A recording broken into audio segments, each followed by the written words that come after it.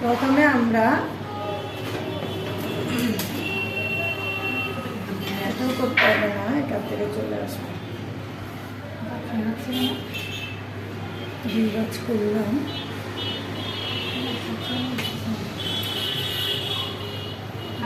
এবার আমরা 4 ভাঁজ করতেছি।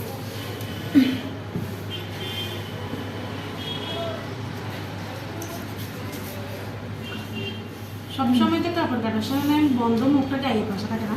সব সময়টা যদি বন্ধন নিজেদের পাশে না রেখে পাশে কাটো, তাহলে এটা পাট হয়ে যাবে, তখন কিছু করার থাকবে না। তো সেদিন করছে তো এই দেখো লম্বা নিচ্ছি কত, 13।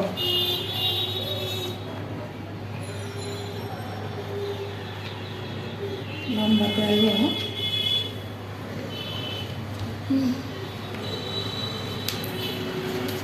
আমাদের হিপ ছিল কত?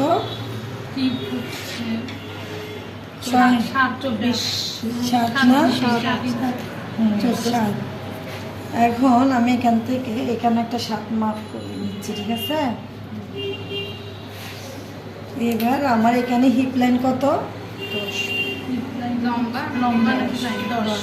হিপ লাইন 10 হিপ লাইন মানে লম্বা। হাই লম্বা যেটা বলে, হ্যাঁ মানে এটা কি এই হ্যাঁ দিকে বুঝতে করতে পারছি। হ্যাঁ দাঁড়াও একটু পুষতে এটা অফ করলে